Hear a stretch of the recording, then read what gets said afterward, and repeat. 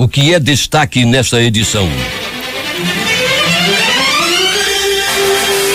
Suspeito de homicídio, o presidente do Sindicato dos Rodoviários tem prisão decretada e sai algemado da Delegacia de Polícia de Iranduba. Em primeiro dia de reintegração, mais de 300 barracos são destruídos no Monte Oreb e traficantes são presos. Famílias retiradas passam por atendimento social. Alcolumbre diz a Bolsonaro que não irá mais tolerar ataques ao Congresso. Brasil tem 433 casos suspeitos de infecção pelo Covid-19. Todas as regiões do país têm casos suspeitos. Papa Francisco testa negativo para coronavírus. Mais de 60% dos países atingidos pelo Covid-19 têm apenas casos importados da doença. Mais um crime no Tarumã. Com mãos amarradas, homem presencia a execução do irmão e é baleado na cabeça. O Jornal da Manhã começa agora. Previsão do tempo. O Climatempo previa ontem 20 milímetros de chuva e a precipitação pluviométrica foi de 45. Para hoje fala que a chance de chover 15 milímetros é de 90% e que a temperatura máxima será de 30 graus.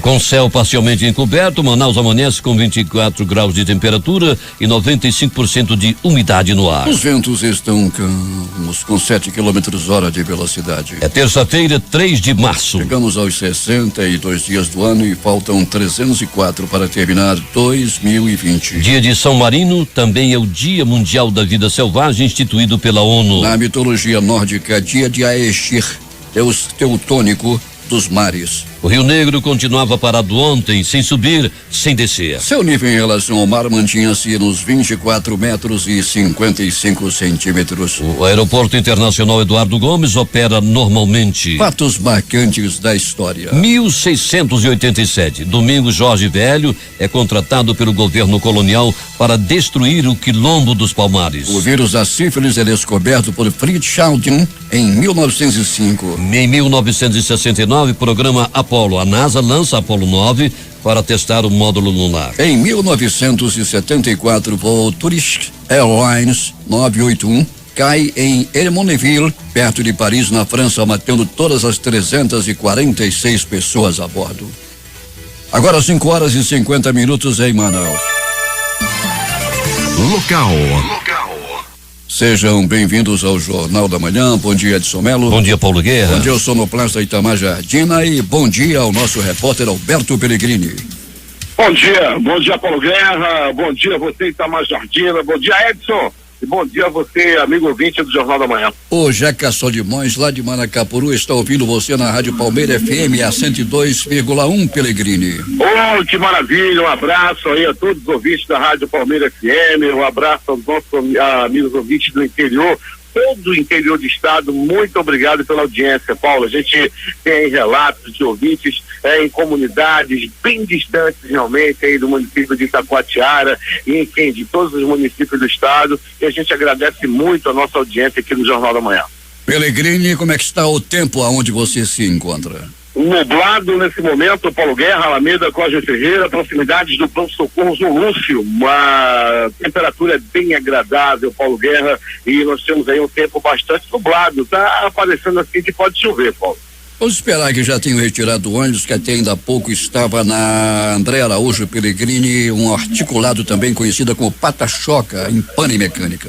Foi retirado ainda não, Paulo Guerra, já temos essa informação também, não foi retirado ainda, porém a informação é que o guincho de arrasto, que é um guincho grande daqueles da empresa para poder arrastar, e também uma equipe mecânica para ver se dá jeito ali mesmo, já está em deslocamento da empresa Global para fazer o serviço. O engarrafamento ali é constante, Pellegrini. Imagine um ônibus em pane mecânica. Pois é, Paulo, qualquer coisa. Eu lembro que na semana passada nós noticiávamos que um Costa deu prego, pregou e foi em pane mecânica ali naquela área, Paulo Guerra, nas proximidades da rotatória do Coroado. Daí nós tivemos um vistoso congestionamento no começo da manhã. E se esse articulado, essa pata-choca não for retirada, teremos sim problemas no trânsito no entorno da rotatória do Coroado, o famoso complexo Gilberto Mestre. E falando em trânsito, Pellegrini, como é que está o trânsito nesse instante?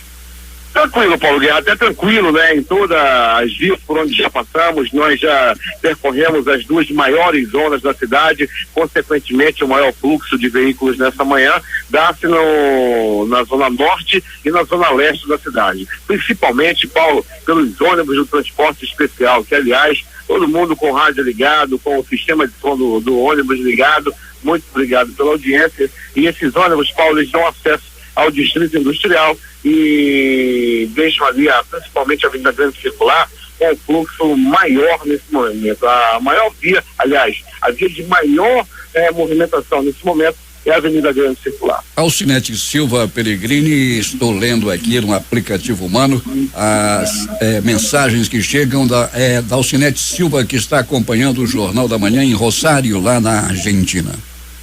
Alô, pessoal internacional. A gente vai do interior do estado, da comunidade mais distante que você possa imaginar, lá do município de Irunepé, do Envira, não é só na sede do município, não. A nossa audiência também vai até as comunidades e atravessa fronteiras, vai até a Argentina, chegando, por que não, em todo mundo, não, Paulo? Sem dúvida alguma, Pellegrini.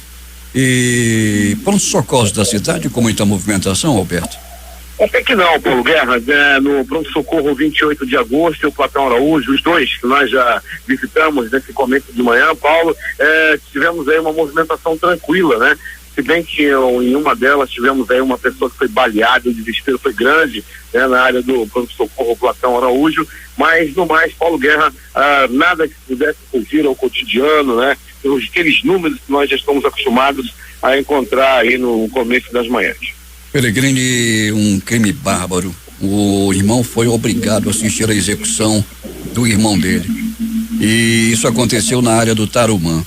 Ele ficou com as mãos amarradas e presenciou a execução do irmão e terminou sendo baleado na cabeça. O estado de saúde dele, você tem informação, Pellegrini? Sim, Paulo Guerra, o estado dele é muito grave, né? O ferimento que ele teve também, além de outras partes do corpo, ele levou tiro na cabeça, né? Naquele momento ele se fingiu de morto e foi encaminhado ao hospital, né?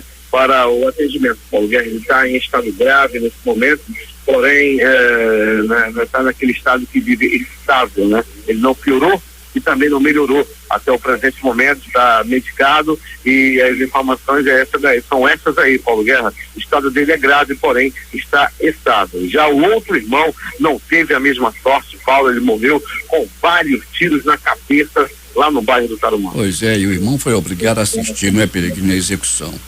E isso naturalmente ligado com o tráfico de drogas, não? Em todas as características, né, Paulo? Você colocou muito bem, a polícia também foi o que repassou à imprensa, que o crime tem características de acerto de contas, né, devido ao tráfico de droga. O crime foi um crime de execução, a outra é uma tentativa de homicídio, e esse homem que morreu não teve nada de seus poucos pertences levados, né? O que caracteriza aí, mais uma vez, dá todos os indícios de um crime de execução pelo tráfico de drogas. Pellegrini, até daqui a pouco, bom trabalho para você. Muito bem, Paulo Guerra, daqui a pouco voltaremos aí com essas e outras informações. Estamos aí de olho nas ruas da cidade. Paulo, a questão lá do Monte Oreb, aquela que nós já falávamos ontem, né? Está acontecendo tudo na mais absoluta tranquilidade até o presente momento, e nós vamos continuar buscando mais informações em relação a tudo que está acontecendo na reintegração de postos, que é uma verdadeira ação social, né? Se transformou numa grande ação social lá na comunidade de Monte Oreb. Daqui a pouco, no final desta edição, no bloco local, teremos um relato completo dos acontecimentos de ontem no Monte Oreb e as providências por parte do governo do estado. Até daqui a pouco, Pellegrini. Muito bem, Paulo Guerra, daqui a pouco voltaremos a conversar e trazer as notícias de polícia para o ouvinte do Jornal da Manhã. A partir desta quarta-feira, o acesso para a Avenida Pedro Teixeira, na zona centro-oeste de Manaus, terá mudança no entorno do centro comercial Le Bon Marché. A medida é para garantir mais fluidez na área de grande tráfego de veículos. Com alterações, o Instituto Municipal de Mobilidade Urbana vai fechar o acesso para a Avenida Pedro Teixeira pela Travessa Viseu. Os condutores terão duas opções para acessar a avenida. Quem segue pela Rua Mosqueiro deverá seguir até a Rua Bragança e em seguida acessar a Pedro Teixeira ou seguir até a Rua Cametá. e prosseguir na avenida. Agentes de trânsito e técnicos do Instituto estarão no local para orientar e monitorar o tráfego naquela localidade. O Programa Estadual de Proteção e Orientação ao Consumidor, o Procon Amazonas, autuou uma agência do Banco Bradesco no bairro do Parque 10 nesta segunda-feira por descumprimento da lei das filas. A notificação ocorreu após uma fiscalização de rotina do órgão. A equipe do Procon constatou que o tempo de espera para atendimento na agência passava de 15 minutos, além do permitido pela Lei Estadual 139/2013. Em caso de descumprimento da lei das filas, o Procon AM orienta o consumidor a solicitar a autenticação da senha de chegada com o horário do atendimento e levar esse documento ao órgão para formalizar a reclamação. O Jornal da Manhã volta a interagir com os seus ouvintes. A Gui, que está lá em Lisboa, Portugal, acompanhando o Jornal da Manhã. A família dela é de Manaus e de Moraes, lá em Iranduba. Também a Martiele do Carmo Fernandes Paula, que é filha do J.A., que aniversaria hoje, também acompanhando o Jornal da Manhã. E todos aqueles que nesse instante estão fazendo suas caminhadas aqui no Centro Histórico de Manaus, no entorno do Teatro Amazonas e no Parque Jefferson Pérez. A Edilene Mafra também acompanhando o Jornal da Manhã. A segunda edição do Movimento Estadual Março Lilás foi lançada na noite de ontem na Fundação Centro de Controle de Oncologia do Estado do Amazonas, com foco no alerta e importância da vacinação contra o papilomavírus humano e a realização dos exames preventivos. O mês terá a programação repleta de atividades que vão abordar a prevenção ao câncer de colo de útero, o mais incidente entre as mulheres no estado. Dados do Instituto Nacional do Câncer, INCA, apontam que o Amazonas terá, em 2020, 700 novos casos de câncer de colo de útero, sendo 580 somente em mulheres que moram em Manaus. Estão abertas as inscrições para a edição deste ano do programa Ciência da Escola. O projeto tem como objetivo estimular a participação de professores e estudantes em projetos de pesquisa a serem desenvolvidos em escolas públicas do Amazonas. As inscrições seguem até o dia 2 de abril. E os interessados em submeter propostas, o edital está disponível no site da Fundação de Amparo à Pesquisa do Estado do Amazonas, FAPIAN. O projeto é uma iniciativa da FAPIAN em parceria com a Secretaria de Estado de Educação e Desporto e Secretaria Municipal de Educação. E neste ano, o PCE conta com um orçamento de 3,366 milhões para apoiar participantes do 5º ao 9º ano do ensino fundamental, da 1ª à 3ª série do ensino médio e das modalidades educação de jovens e adultos, educação escolar indígena, atendimento educacional específico e projeto a avançar. Manaus, 6:04.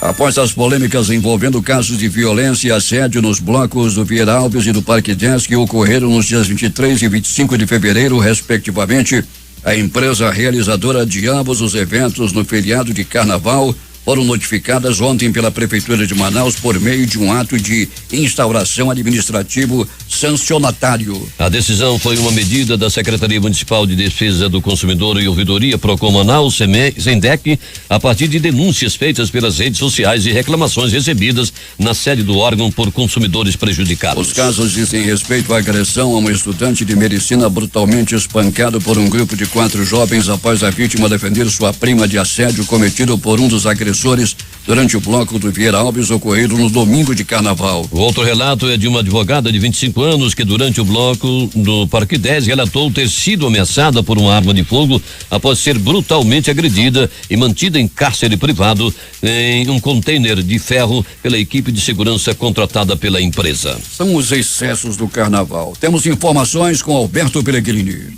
Muito bem, Paulo, nos chega a informação, Paulo, nesse momento, de que uma tubulação de grande porte estourou a Avenida Costa e Silva, a famosa Avenida Silves, no sentido, Paulo Guerra, de quem vai para a Bola da Suprama, ali à altura da Caixa Econômica Federal. Repito, Avenida Costa e Silva, tubulação de grande porte, muita água na rua nesse momento, Paulo Guerra, na Avenida Costa e Silva, sentido rotatória, em frente à Caixa Econômica Federal.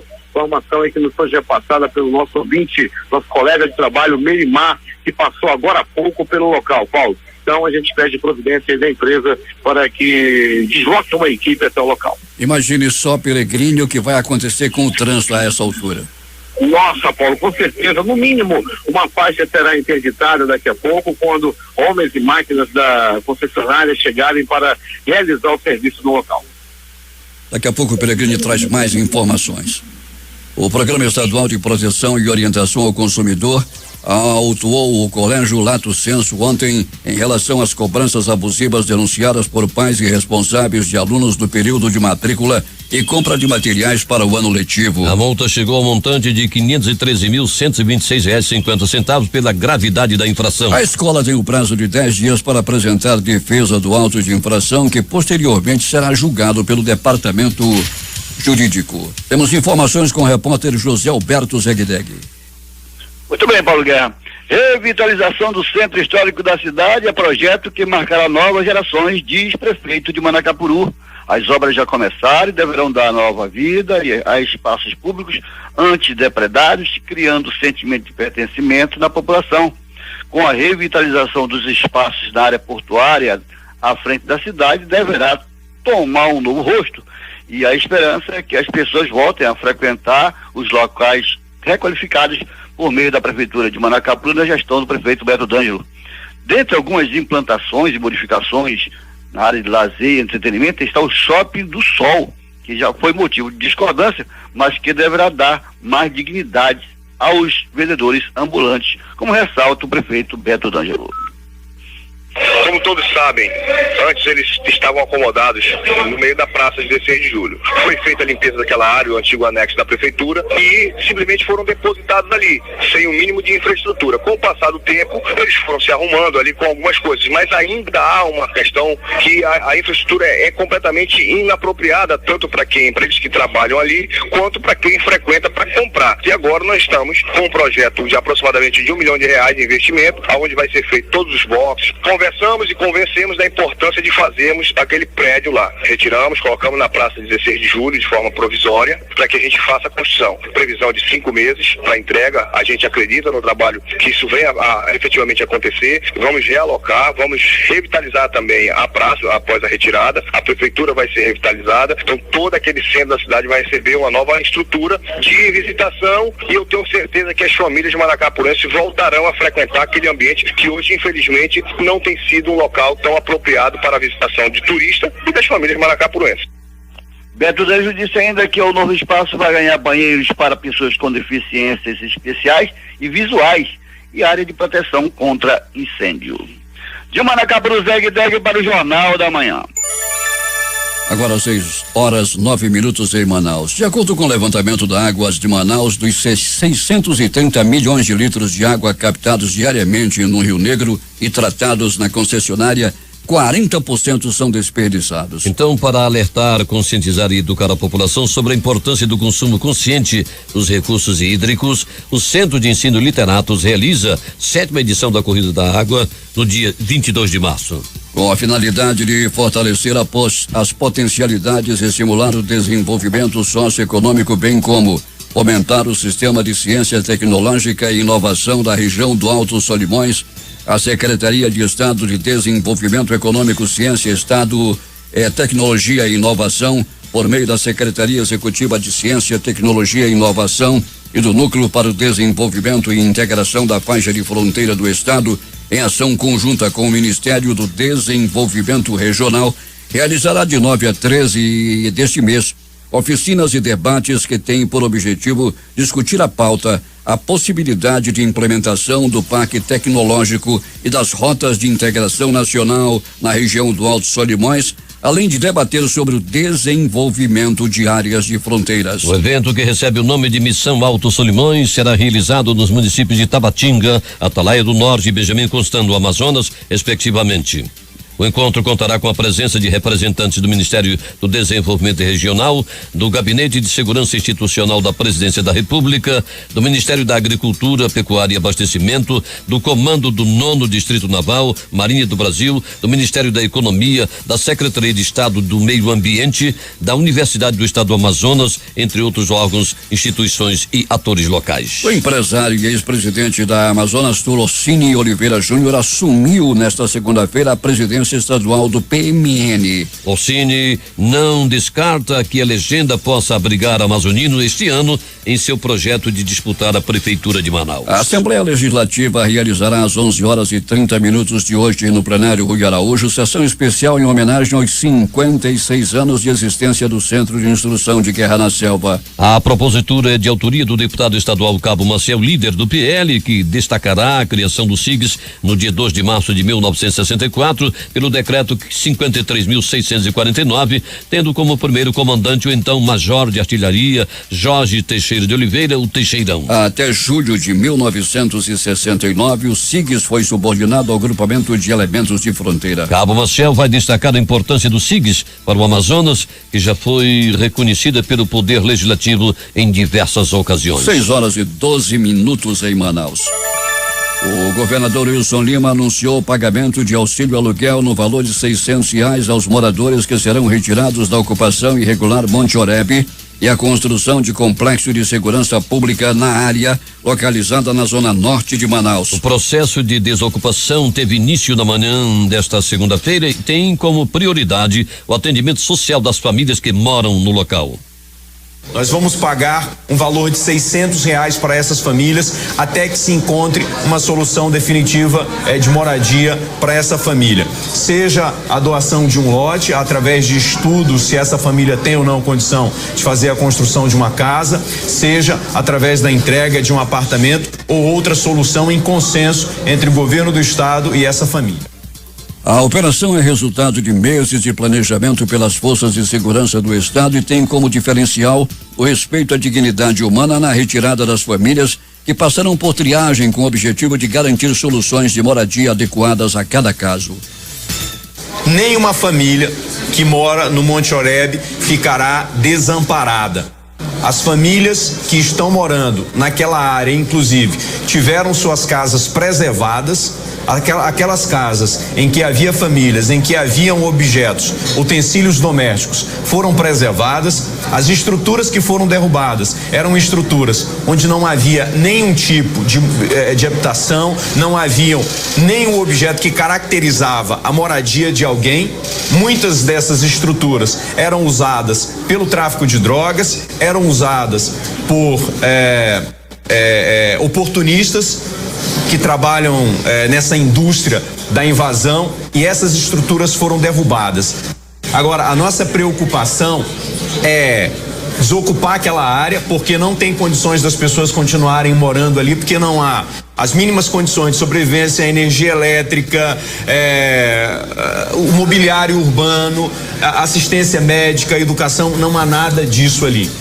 O governador ainda anunciou a construção de um complexo de segurança pública na área que irá beneficiar também os moradores do conjunto Viver Melhor. Então, nós vamos desocupar aquela área para dar dignidade a essas pessoas.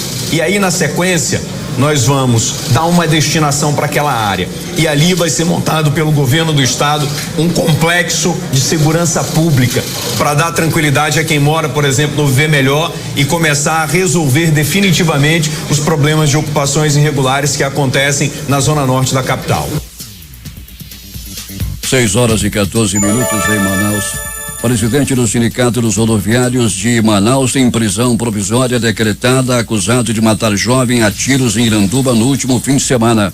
Givanci Oliveira foi preso no início da noite de ontem após prestar depoimento na delegacia do município. Quem tem os detalhes é o repórter J. Rai. Atendendo a pedido da polícia e com parecer favorável do Ministério Público do Amazonas, o juiz de direito Carlos Henrique Jardim da Silva, que responde pela 2ª Vara da comarca de Iranduba, decretou na tarde de ontem a prisão temporária do presidente do Sindicato dos Rodoviários de Manaus, Givancir Oliveira. O sindicalista é acusado de ter matado a tiros na tarde do último sábado na comunidade do quilômetro 6, o autônomo Bruno Guimarães, de 24 anos, e baleado o primo de Bruno, o travesti conhecido como Chelsea, de 22 anos, que segue em recuperação em uma unidade hospitalar de Manaus. Na tarde de ontem, Givancir Oliveira se apresentou na delegacia do 31º DIP aqui em Iranduba, que agora tem como titular o delegado Geraldo Eloy. Familiares e amigos de Bruno protestaram em frente à unidade policial exigindo justiça. Em dado momento, eles chegaram a fechar a Avenida Amazonas em frente à delegacia. Em contato com a imprensa no dia de ontem, Adriana de Freitas, mãe de Bruno de Freitas, o jovem morto com 3 tiros no último sábado no ramal do quilômetro 6, acusou o presidente do Sindicato dos Rodoviários de Manaus de ser o autor do homicídio e também da tentativa contra o sobrinho dela, o travesti conhecido como Chelsea. O meu sobrinho trabalhou 1 mês e 12 dias na casa do Juvanci. Eles foram no portão do Juvanci cobrar ele. A gente tem mensagem, a gente tem áudio. O meu filho foi levar ele na minha moto para receber o dinheiro. Quando chegou lá na casa do Juvanci, o Bindá, que é o segurança que fica na casa dele, empurrou por debaixo do portão R$250, 2 notas de R$50 rasgadas, e deu pro meu sobrinho. E o meu sobrinho pegou, devolveu, disse pra ele que não queria aquele dinheiro, que não ia servir pra ele comprar nada. E ele falou na hora lá: avisa teu patrão que eu vou pra justiça pra receber meu dinheiro. E antes disso, o Juvanci tinha marcado com meu sobrinho sábado, 12:00. Nós tem áudio, nós tem tudo. E depois ele desmarcou pra 1h da tarde. Foi quando meu sobrinho chegou lá, né, pra pegar esse dinheiro, aconteceu isso. Meu sobrinho pegou o ramal do 6, foi descer na ladeira do 6. Um carro bateu na traseira da minha moto. Primeiro eles deram um tiro na perna do meu filho e bateram na traseira da moto, derrubaram.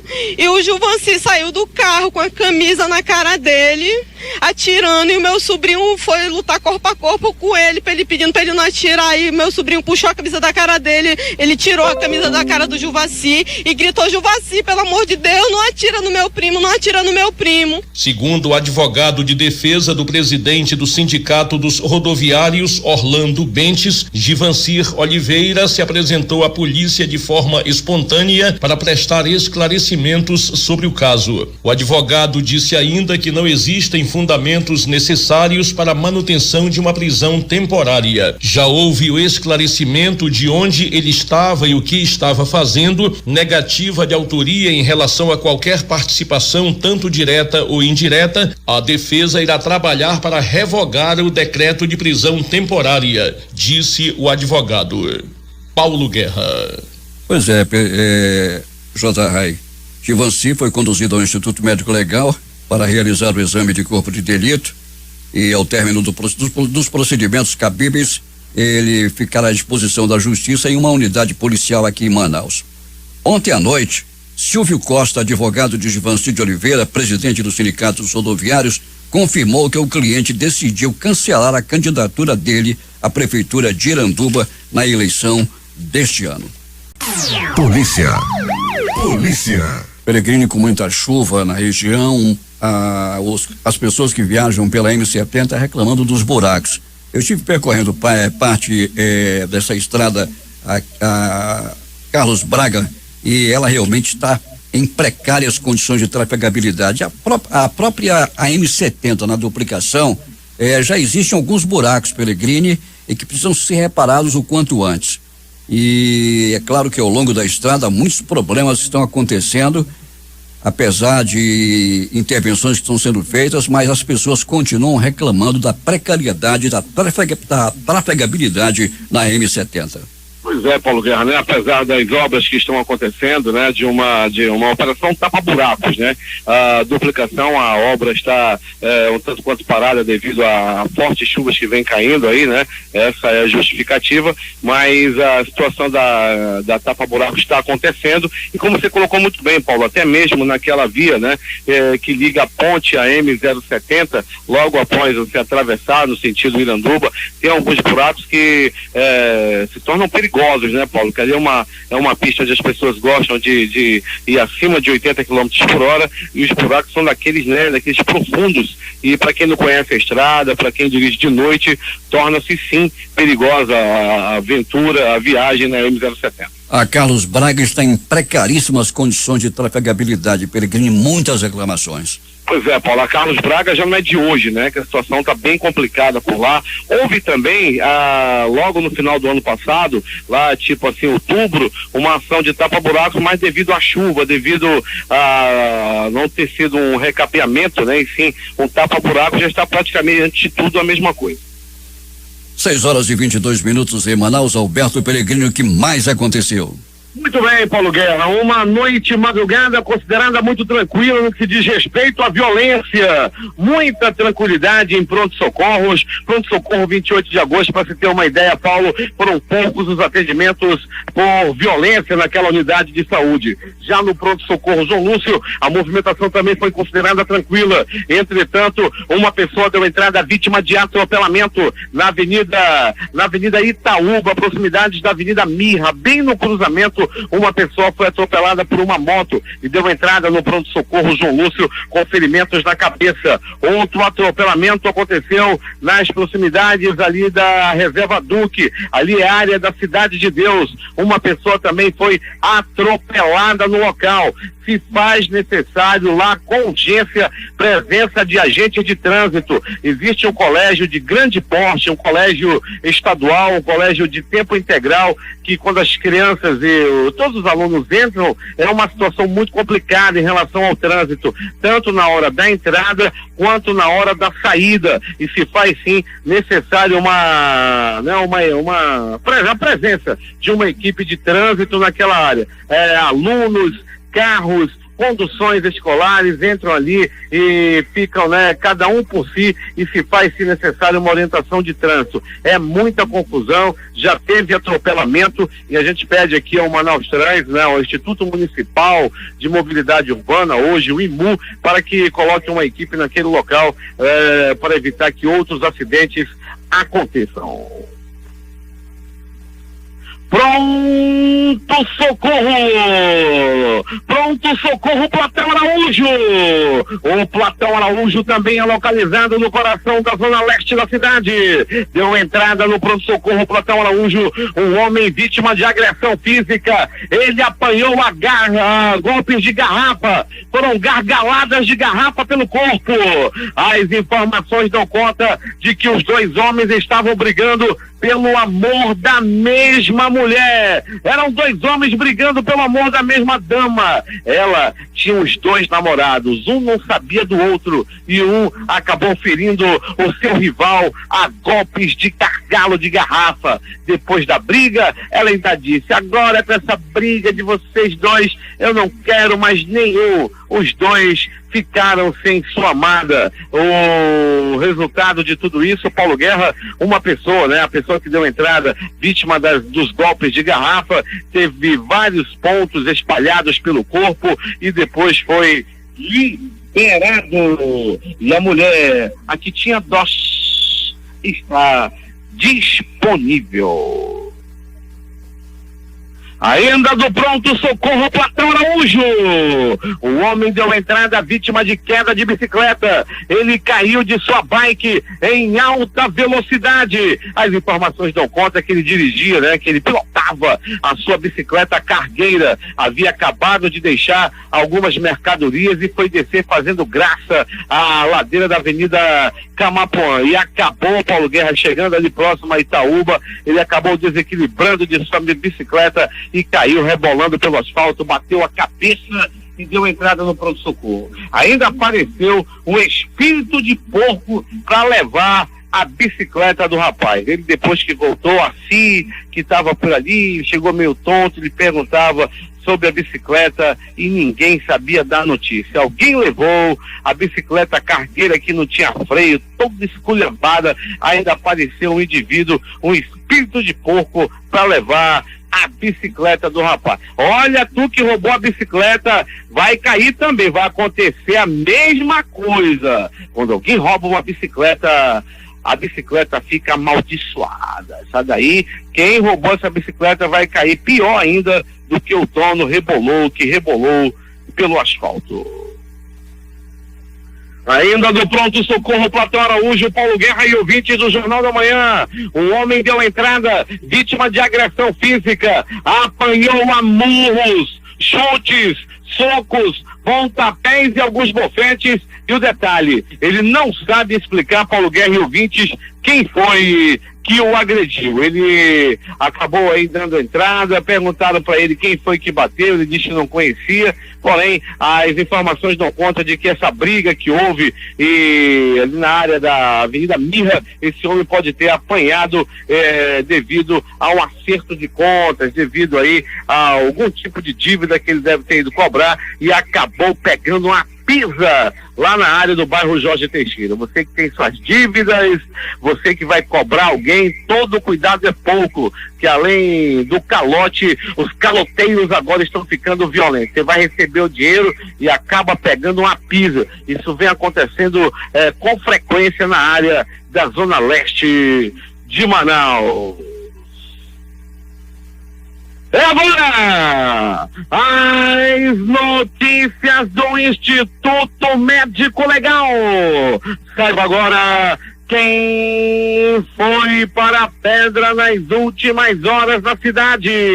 E atenção, Paulo Guerra e ouvintes do Jornal da Manhã, atenção.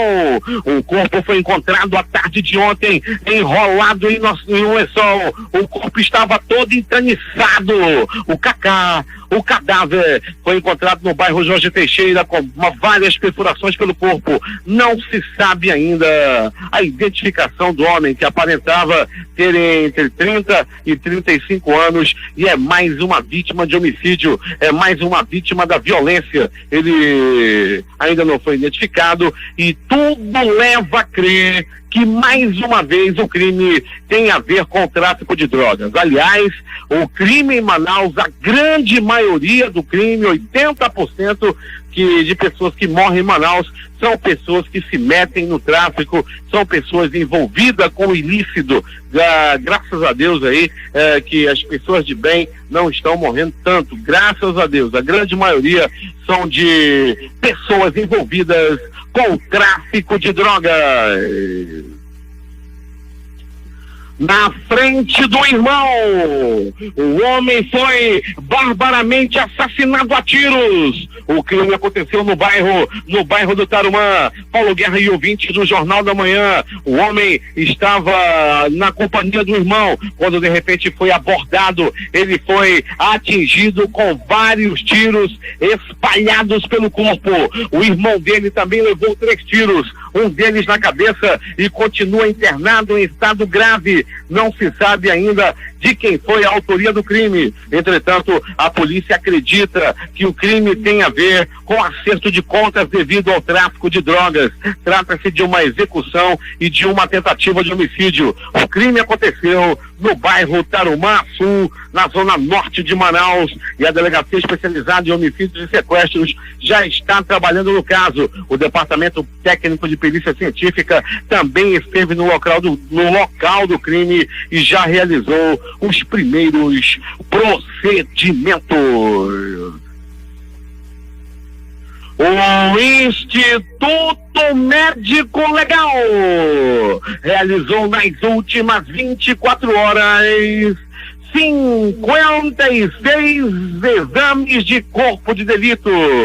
E essas foram as notícias da noite e madrugada. Mas rapaz, tá perreando aqui. Seu Antônio, vou falar. Seu Antônio, que vende banho aqui na área da Avenida Grande Circular, ele vende banhos de Umbanda, Paulo Guerra. Chama homem, aí é para as mulheres. Abre caminho, comigo ninguém pode, afasta de mim o adultério e outros banhos. Paulo Guerra, ele está pedindo um alô e oferecendo aqui para o pessoal da difusora, aquele que precisar de banho, é só falar com ele. O Afasta Adultério é o mais vendido em toda a cidade. É contigo, Paulo Guerra. Esportes. Aqui no concurso 5.209 acumulou. A quadra saiu para 37 apostadores, cada um vai receber R$10.866,59. O terno vai pagar para 3.694 apostas, R$163,67. As dezenas sorteadas foram 04, 36, 56, 71 e 80. A Loto Fácil do concurso 1935 saiu para 3 apostadores, cada um recebe R$853.336,08. Eles são de Macapá, no Amapá, Lafayette, Minas Gerais e Cosmorama, lá em São Paulo. As dezenas do concurso 1935 foram estas: 01, 03, 05, 06, 07, 08, 10, 12, 15, 16, 17, 18, 22, 23, 24. 6 e 34. Esportes.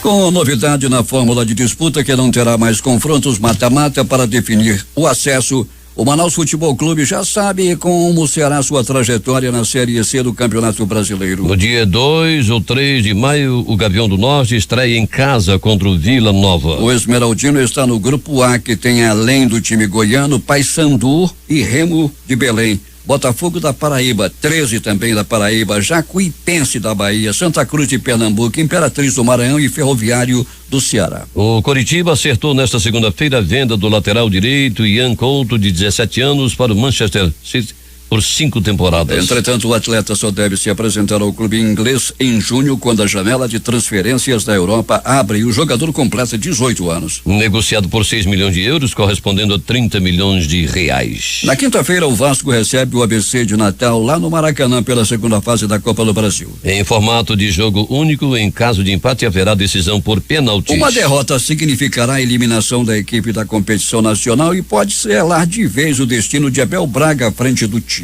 A delegação do Flamengo já está em Barranquilha, na Colômbia, onde vai estrear na fase de grupos da Libertadores da América. A equipe rubro-negra, atual campeã, está no grupo A ao lado do Barcelona de Guayaquil, Independiente del Valle, ambos do Equador, e do Júnior Barranquilha, time do ex-palmeirense Miguel Borja e adversário desta quarta-feira. A partida será realizada às 21h30, horário de Brasília, no estádio Metropolitano. E hoje tem futebol, 19h15, Libertadores da América, Internacional e Universidade Católica, Defensa e Justiça e Santos. 21h30, Atlético do Paraná e Peñarol, Caracas e Boca Juniors, Independente, Medellín e Libertad. E às 16h45, pela Copa da Inglaterra, vão jogar o Chelsea e Liverpool. Últimas notícias. Em meio ao receio de uma recessão global provocada pelo novo coronavírus, o dólar subiu e voltou a bater recorde nominal desde a criação do real. O euro superou a barreira de R$ pela primeira vez, mas recuou no fim do dia. Em alta pela 9ª sessão seguida, o dólar comercial encerrou esta segunda-feira a 4,48, com alta de 0,006, mais 0,13%. O mercado de ações teve um dia de recuperação. Em alta pela segunda sessão seguida, o índice Bovespa da B3, antiga Bolsa de Valores de São Paulo, terminou a segunda-feira aos 106.625 pontos, com alta de 2,36%. E no primeiro dia de entrega da declaração do Imposto de Renda Pessoa Física 2020, 372.493 contribuintes acertaram as contas com o Leão. Esse é o número de documentos enviados de 8 até as 16 horas de ontem. O total equivale a 1,16% dos 32 milhões de declarações esperadas para este ano. As bolsas da Ásia e do Pacífico fecharam majoritariamente em alta nesta terça-feira, sustentadas por esperanças de que os países do G7 tomem medidas para minimizar o impacto econômico da epidemia do coronavírus. Na manhã de hoje, ministros de Finanças e presidentes de bancos centrais do G7, liderados pelo secretário do Tesouro dos Estados Unidos, Steven Mnuchin, e pelo presidente do Federal Reserve, o Banco Central Americano, Jerome Powell, fizeram uma teleconferência discutindo os riscos dos vírus e possíveis medidas. Na China continental, onde o coronavírus teve origem, o índice Xangai Composto subiu 0,74%. O Shenzhen Composto avançou 1,03%. Em outras partes da Ásia, o sul-coreano KOSPI subiu 0,58% em Seul nesta terça-feira. O TAIEX avançou 1,41% em Taiwan, mas o japonês Nikkei caiu 1,22% em Tóquio, revertendo ganhos do começo do pregão e pressionado por ações do setor de construção, e o Hang Seng ficou praticamente estável em Hong Kong, com baixa marginal de 0,03%. Na Oceania, a Bolsa da Austrália ficou no azul, mas reduziu boa parte dos ganhos após o BC local reduzir seu juro básico em 0,25 ponto percentual, a mínima histórica de 0,50% em reação ao coronavírus. O corte de juros derrubou ações de grandes bancos australianos negociados em Sydney. Ainda assim, o Standard & Poor's ASX 200 avançou 0,69%. Agora 6h42 em Manaus. A Latam Airlines Brasil anunciou a suspensão temporária entre esta segunda-feira e 16 de abril das operações entre São Paulo e Milão, em razão da propagação do coronavírus, o Covid-19, e da baixa demanda de passageiros para a Itália. O ministro da Ciência, Tecnologia, Inovações e Comunicações, Marcos Pontes, informou nesta segunda-feira que o governo federal prevê investir 10 milhões de reais via Conselho Nacional de Desenvolvimento Científico e Tecnológico, CNPq, em pesquisas voltadas para o mapeamento e sequenciamento do novo coronavírus. Segundo Pontes, o valor ainda é uma previsão e deve ser aplicado em 2020. A vara da Auditoria Militar da Justiça Estadual do Ceará mandou soltar ontem 46 policiais militares que foram presos por deserção após faltarem a uma convocação para trabalhar durante o carnaval. Nos últimos dias, a Secretaria de Segurança Pública e Defesa Social listou que eram 49 os PMs presos no período dos motins. Nesta segunda-feira, no entanto, o número foi revisto para 50. Desses 46 ficaram detidos por deserção. Outros 3 foram presos por participação em motim e um já liberado após incendiar um veículo no interior do Ceará. O juiz Dalton Conrado, da Justiça Federal do Mato Grosso do Sul, determinou ontem a transferência de Adélio Bispo de Oliveira, autor da facada contra o presidente Jair Bolsonaro em 2018. Pela decisão, Adélio não poderá continuar preso na penitenciária federal em Campo Grande, no Mato Grosso do Sul. Caberá à Justiça de Minas Gerais, onde o crime ocorreu, decidir para onde o agressor será levado. A transferência deverá ocorrer em até 30 dias. Para reduzir a fila de 1,8 milhão de pessoas à espera de benefícios do Instituto Nacional do Seguro Social, o governo editou ontem a que autoriza a contratação temporária de servidores civis federais aposentados. O texto também permite a contratação por outros órgãos federais em caso de emergência. Em uma reunião de mais de 1 hora com o presidente Jair Bolsonaro nesta segunda-feira, o presidente do Senado, Davi Alcolumbre, colocou na mesa a insatisfação do Legislativo com as falas e atitudes de integrantes do governo em apoio a manifestações contra a Câmara e o Senado. Segundo interlocutores, o senador avisou ao presidente que não vai mais tolerar ataques ao Congresso. Até agora, Alcolumbre havia sido um dos poucos políticos que não tinha feito comentários públicos sobre a crise que teve seu ápice com a declaração do ministro da Segurança Institucional, general Augusto Heleno, de que o Congresso chantageia o Executivo ao votar matérias apenas em troca de recursos. O Palácio do Planalto informou nesta segunda-feira que o presidente Jair Bolsonaro decidiu suspender a autorização para o ministro da Economia, Paulo Guedes, fazer eventuais alterações pontuais no orçamento. A permissão para Bolsonaro delegar a função ao ministro está prevista em lei e, de acordo com a subchefia para assuntos jurídicos vinculada à Secretaria-Geral da Presidência, a decisão será publicada na edição desta terça-feira no Diário Oficial da União. A medida, acrescentou o Planalto, visa a evitar eventuais incertezas decorrentes do orçamento impositivo. Pelo menos 3 mulheres ficaram feridas nesta segunda-feira após a explosão de 3 cartas-bombas nas últimas horas em Roma, capital da Itália. O primeiro envelope explodiu na sede da empresa pública de Correios Poste Italiane, em Fiumicino. Já os outros 2 pacotes foram entregues em 2 residências nas áreas de Salário e Balduína. De acordo com as autoridades, as 3 mulheres não estão em estado grave. A polícia italiana abriu uma investigação para verificar se os casos têm relações, já que os 3 pacotes são idênticos.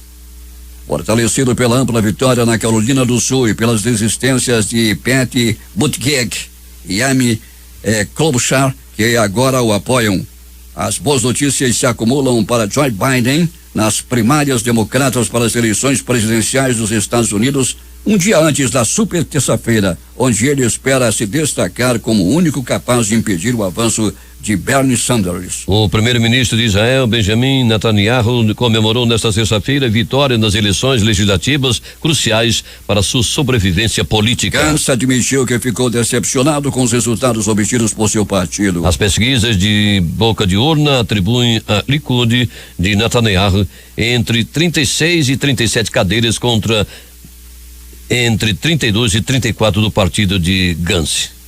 O Centro de Controle e Prevenção de Doenças confirmou nesta segunda-feira que 2 presumíveis casos na Flórida testaram positivo para o coronavírus, disse o governador Ron DeSantis durante a entrevista coletiva. Manaus 6:47.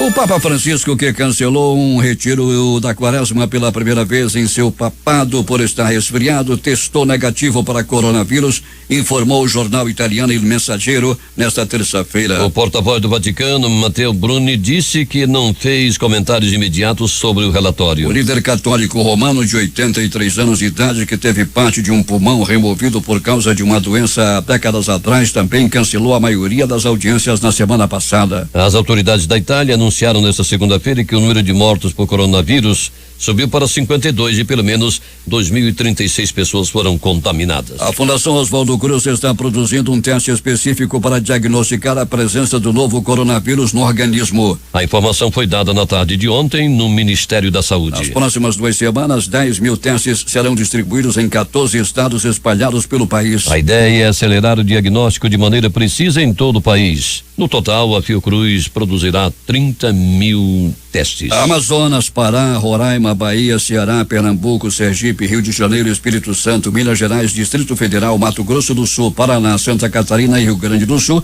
serão os primeiros a receber esses testes. Dados da Organização Mundial de Saúde, OMS, mostra que dos 64 países que relataram casos do Covid-19, 41 deles, incluindo o Brasil, têm apenas casos importados da doença de pessoas que se infectaram fora de seus territórios, o equivalente a 64% do total. Outros 22, que somam 31%, registraram transmissão local de pessoas que se infectaram dentro do país que reportou o caso. Um país, Mônaco, ainda tem um caso sob investigação. O Brasil tem atualmente 433 casos suspeitos de coronavírus. O número de casos confirmados continua sendo 2, ambos de São Paulo. Todas as regiões do país têm casos suspeitos, sendo São Paulo o estado com maior número de casos, 163.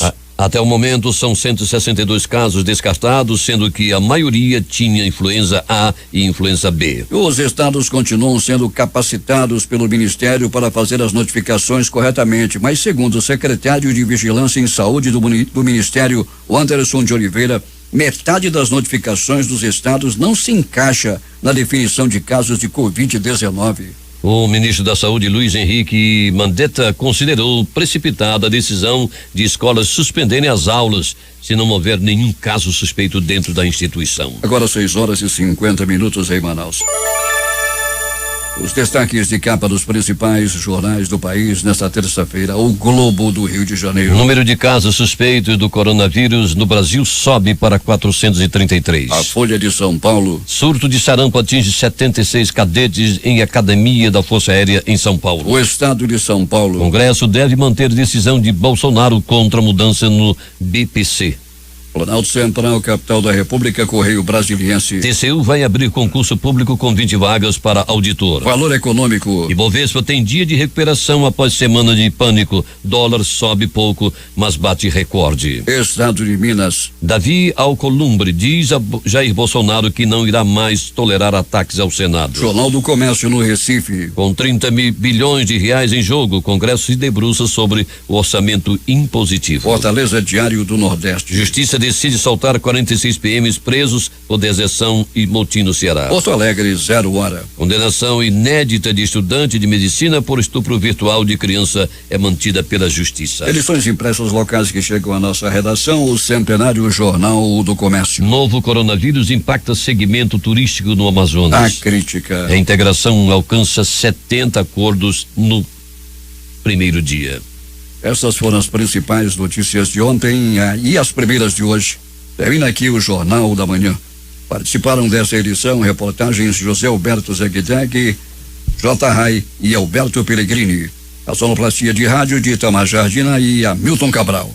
Apresentação Edson Melo e Paulo Guerra. Próxima edição, amanhã às 5h45.